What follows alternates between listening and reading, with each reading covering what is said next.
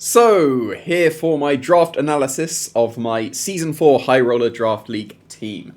Just to start off with, congratulations to Jeremy Rodriguez, Serapis, for winning Season 3. It's quite nice that I ended up losing to the champion. So, yeah, congratulations to Jeremy for winning the Season 3. But here we are with Season 4. So, for Season 4, we had a few more participants this time. We are up to 40 in total, two divisions of 20.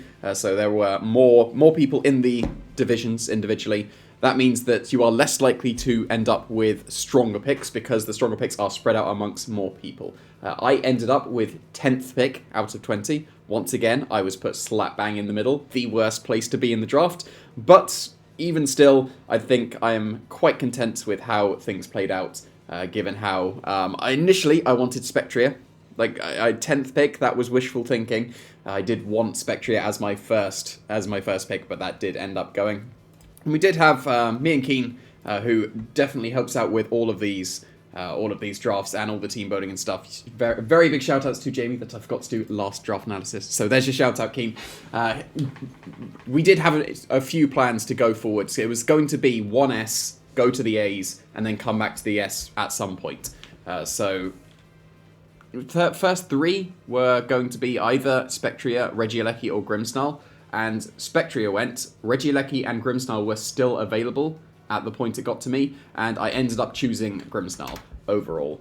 Because I did have my eye on another electric type going further into the draft, and then that kind of swayed my decision away from Regieleki, and then I didn't even end up getting it at all, so there we go. Maybe you should have gone Regieleki, but Grimsnarl is absolutely wonderful in draft. It is one of the most flexible Pokemon there is just in the game. In VGC, you see Spirit Rake, not colon or semicolon, Spirit Rake, Light Screen, Reflect, and Filler. And that's pretty much most of the Grimsnarls you see. At the moment, at least. In previous formats, you would see some flexibility. You would have like the Trick with the eject button. You would have Fake Tears to be able to just make your Dynamax a nuke. A lot of people are just going screens on Grimsnarl at the moment. And in draft, I do not have to do that. I can absolutely do that, and I have one of the best Pokemon to be able to do that, but I absolutely do not have to go screens every single week. And I probably won't even go screens every single week because Grimsnarl can do so many things. It has a very, very good range of support. I've got the Thunder Wave and the Scary Face to be able to choose which kind of speed control I want. I could do the Trick Lax Incense, or the Lagging Tail is the other one I'm looking for, that you can definitely speed control as well. Another nice thing is that it gets Fake Out. You probably want to try and fit Fake Out somewhere on your draft team. It's not mandatory, but it's always a nice thing to have, and I'm already sorted with Fake Out in my very first pick as well. And another thing about Grimsnarl that no one in actual VGC uses, it's got base 120 attack, which is massive. And everyone just goes 4 attack with Spirit Break. And then you're doing okay damage. But then, if you're actually investing in the attack, that is going to hit very hard. Grimsnarl can do some serious damage. It could even Dynamax as well. I don't know whether I'd go regular Grimsnarl or Gmax Grimsnarl. It would depend on my special attackers. But Grimsnarl is an entirely viable Dynamax candidate. And with the flexibility that Draft has available for me, I can make it go super offensive one week. I can make it go fully supports one week as well. So yeah, Grimsnarl is going to be incredibly flexible in Draft. I think it managed to get, was it top 8 in the previous season? So that's pretty good showing for Grimsnarl there. And yeah, it's also allowed the next 10 picks to still be effectively completely open. Regieleki would have probably limited the draft more going forwards than Grimsnarl does, because picking Grimsnarl, with the amount of flexibility that it has and the fact that it could be slapped onto literally any team, it means that I effectively have a clean slate even after my first pick of getting the team that I want to do. So I did initially say that I wanted Spectria because of the offensive capabilities that it had, as well as the potential to go for the supportive options in Snarl and Will-O-Wisp. And then I've got a little bit of a compromise here. I've got Volcarona as my first A pick, because it can do the same thing that Spectria could. It can go for Struggle Bug and Will-O-Wisp instead of Snarl and Will-O-Wisp, so it can still go for the supportive option there, but it can also put on a lot of offensive pressure. With the 135 special attack is very significant. It can also set up things with Quiver Dance, which I really like. I like my setup kind of Pokemon.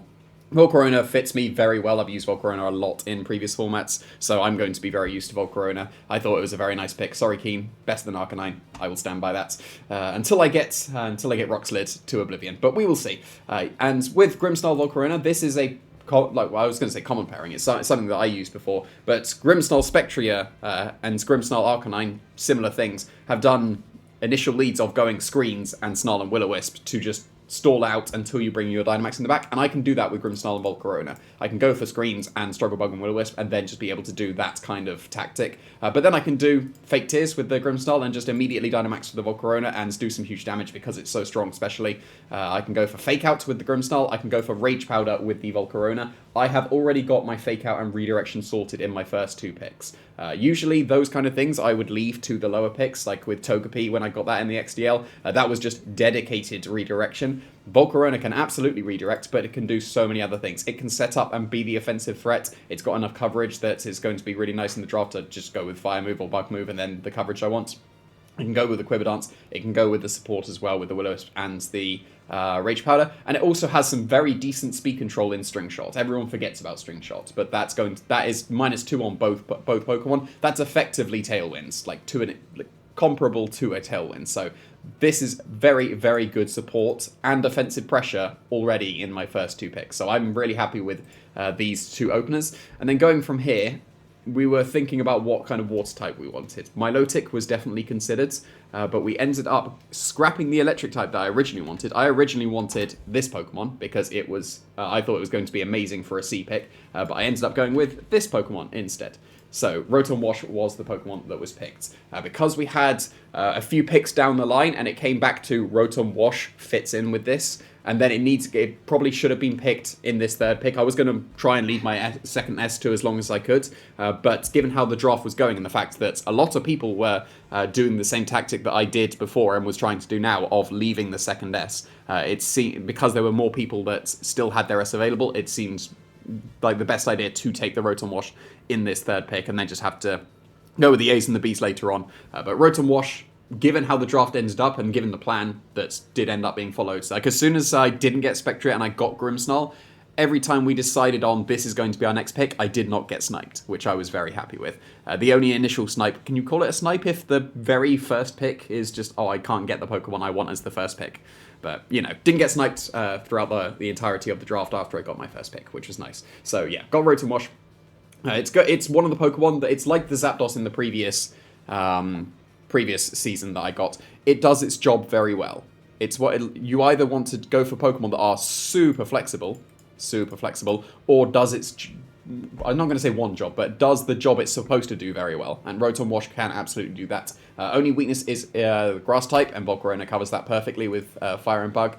You pretty much can expect to see just Electric Move, Hydro Pump, and then 2 fillers on Rotom. It can absolutely go for Nasty Plot and become a super offensive threat, but it can also do the supportive options. It's got the Ally Switch, it's got the Will-O-Wisp, it's got a Helping Hand as well. There's a couple of nice things that it can do, so it's not just a one-trick pony. It can absolutely go for any kind of support that the Rotom has available, but it's pretty much going to hold the team together, I think, because of the synergy that the team has. Rotom Wash works very well with the rest of the Pokemon that I'm going to end up getting. Because the only weakness is going to be the Grass type, I've got that somewhat covered in the Volcarona. I have also got that very covered in the Como-O that I picked next, because I had been eyeing up Como-O for a long time. As a B pick, I thought it was incredibly underrated. Like with the Latios, that probably still should be A, but Latios was incredibly flexible. So is Como-O. Como-O is pretty much used exclusively for Body Press Iron Defense in actual VGC, and don't get me wrong, it is one of the best of doing that. It has the strongest Body Press, because it is the only stab Body Press that is this strong. The rest, I think there's a couple of other fighting types that aren't actually very defensive, but 125 defense means that this Body Press is going to hurt, as well as make sure that I'm not being able to be KO'd. But it does not have to be Iron Defense Body Press at all. Its attack and special attack is definitely usable, and the fact that it can also set up in Clangorous Soul is really nice as well.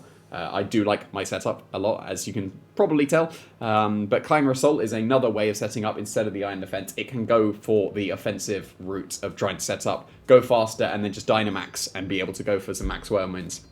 The only awkward thing about the Clangorous Soul that I usually go special is that if you are going with max fighting, you are not increasing your special attack, and your max fighting move, the max knuckle, is like nerfed to be max 95 power, I guess 100 if you're reversal or low kick. But yeah, that's still entirely viable with the Como-O. because you've got the combination of Throat Spray and Clangorous Soul, and Throat Spray activates on Clangorous Soul, so you get the +1s and a +2 to special attack. So it can be the super bulky, can never be killed body press iron defense. It can also be set up with Clangorous Soul and Try and Sweep with the Throat Spray boost as well, and it's got very reasonable coverage as well.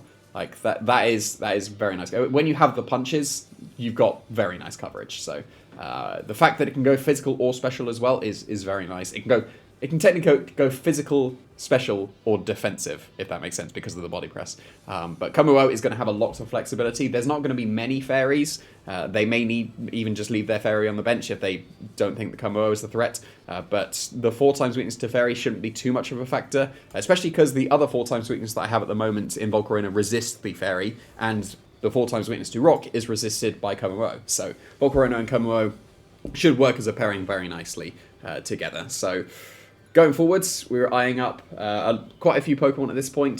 This was a point where we had to somewhat commit to something, or at least we had to start to commit to something. At the moment, the draft is still completely open, but we were looking at the Firewater Grass Core, of course. We were looking at a potential Seize as the grass type, but ended up going with Tapu Bulu as the grass type for this. So having any kind of surge ability to summon the terrain is really, really nice in draft, because it just completely opens up the grassy seed, or whatever seed item that you have. In my case, grassy seed. I don't have to put it on Tapu Bulu, I can put it on any Pokemon that I have. And there's a lot of Pokemon on my team that would benefit from a grassy seed. And I can just change that every single week, which is going to be really nice. I didn't want to lean towards one physical or special side too heavily in the draft, because previously in the Season 3, I was slightly leaning more towards special, so people could go with just Light Screen or just Snarl. But I definitely want to start getting some more physical attackers. Komo could be a physical attacker, but Bulu is a very hard-hitting physical attacker, especially with the grassy terrain boost beside it as well. So yeah, Tapu Bulu completes the Firewater Grass Core. I'm sorted with that guard. It is a very good Firewater Grass Core, made up of A's and S's, so it's going to be solid for sure.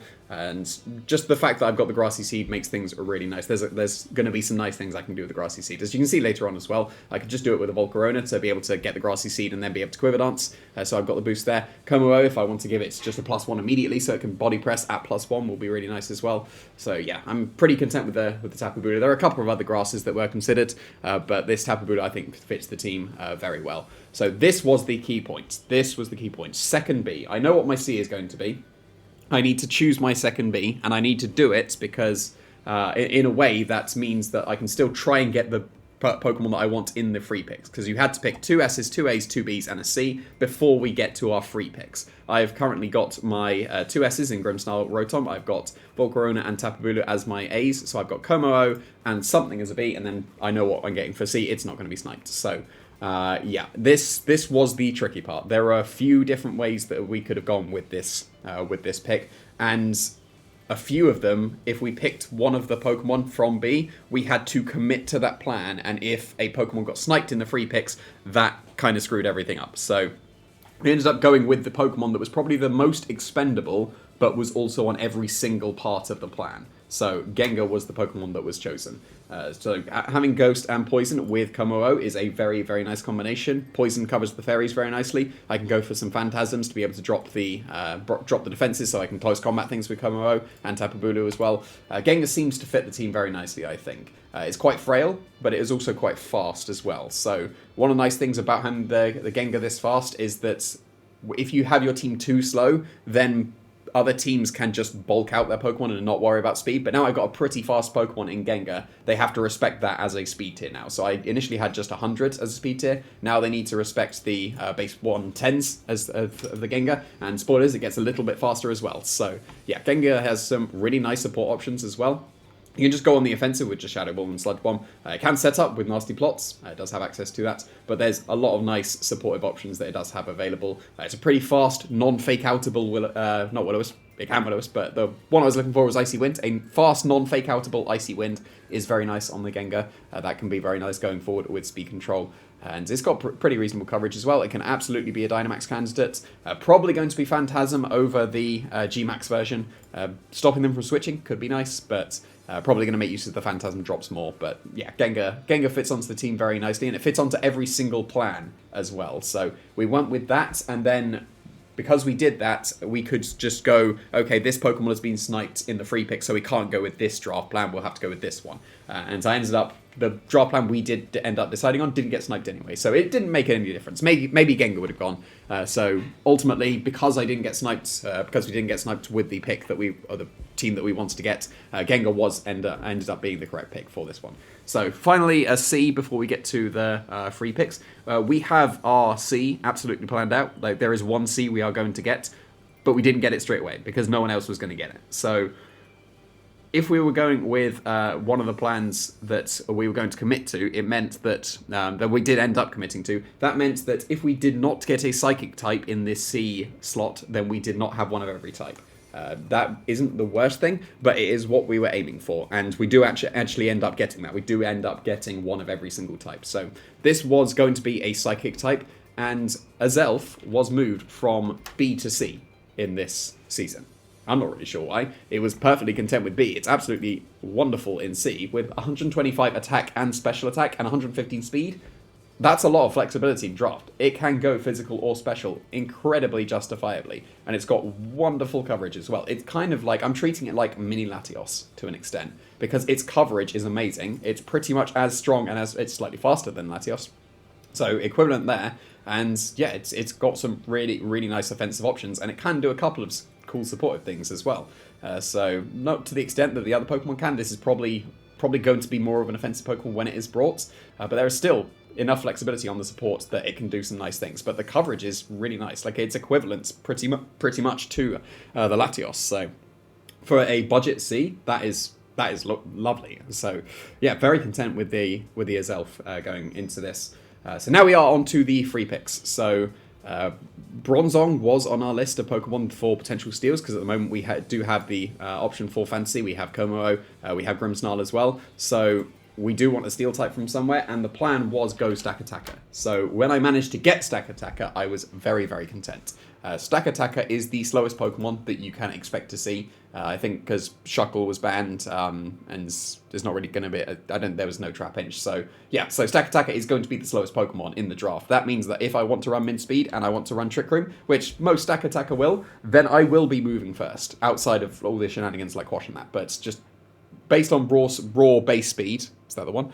Then I will be moving first in Trick Room every single time, which is really nice. So Stack Attacker is also super strong. It can be a Dynamax candidate for itself. It can get those Steel Spikes boosts going to boost its massive defense that could be boosted with a Grassy Seed to sky-high amounts. Like, what is that going to be? 289? So yeah, that's closing in on, that's over 400 defense if I just give it a Grassy Seed already. So yeah, that's really, really, really nice to have that much defense on a Pokemon that is so offensive as well. It's going to be somewhat one-dimensional, like the Rotom. It's probably going to set up Trick Room and just hit hard. There's a couple of support things it can do. It can Ally Switch and Wide Guards, but probably not much beyond that. But it's just going to be able to hit very hard in Trick Room and give me my Steel typing, which I definitely wanted. You should always have a Steel typing in the draft. And it's my fourth 4 times weakness, which is a little bit awkward. But like Komo and Volcarona covered each other's, Tapu Bulu is 4 times weak to poison, which is covered by Stack Attacker. And then the Fighting and Ground, which is 4 times weak for Stack Attacker, Bulu resists both of them as well. So 2 nice pairings that cover each other very nicely there. This was the final one that I thought could be sniped. I was reasonably confident that my last 2 would not be sniped, but this was the one that I was wary about. Ground type is something that was getting very scarce at this point. There was the potential of going Landorus Incarnate for the S-pick, but that got picked a little bit earlier. There wasn't too many other grounds that were really worthwhile, but Diggersby is absolutely one of them. Diggersby is going to be very good in draft because it is very, very strong with its huge power. The max strikes are going to be really nice. It's kind of equivalent on the physical side that PZ is on the special side, so it's kind of going to be the same thing as the PZ was in the previous season as well. It adds normal type, which is just a bonus because I didn't have normal type, and now I only need to get a couple more types to have everything. So Diggersby is going to be a very nice Dynamax candidate. It's also a ground type that does not need to have Earthquake. Like with a Landorus Therian that would need to run Earthquake, that would have anti-synergy with Tapu Bulu. Don't get me wrong, Diggersby can absolutely run Earthquake, but it has access to high horsepower. So that can get around the grassy terrain nerfing the Earthquake from the Diggersby. So I wanted a ground type that did have access to something like high horsepower or earth power if it was a special attacker. Diggersby fits the bill perfectly. It's going to be able to do some huge damage. It's got good enough coverage that it'll be great enough in draft. I can choose whatever I want in every week. This is another Pokemon that does its job well.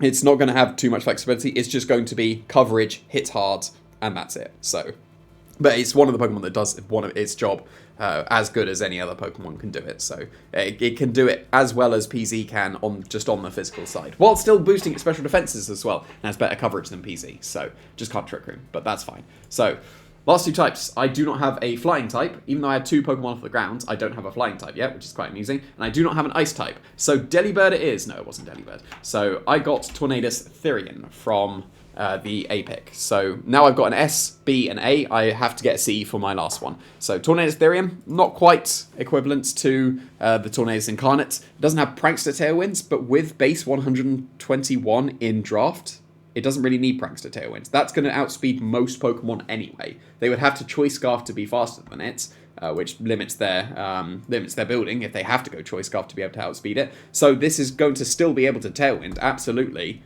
before most Pokemon. So it doesn't really need Prankster in that regard. And then it can still do all the offensive stuff. It's slightly weaker than the Tornadus Incarnates, but it can still absolutely go for any kind of Dynamax with max Airstream. If you compare it to the Zapdos that I had previously, if you look at the stats, it's still faster than Zapdos with a modest nature, but it hits harder than the timid Zapdos.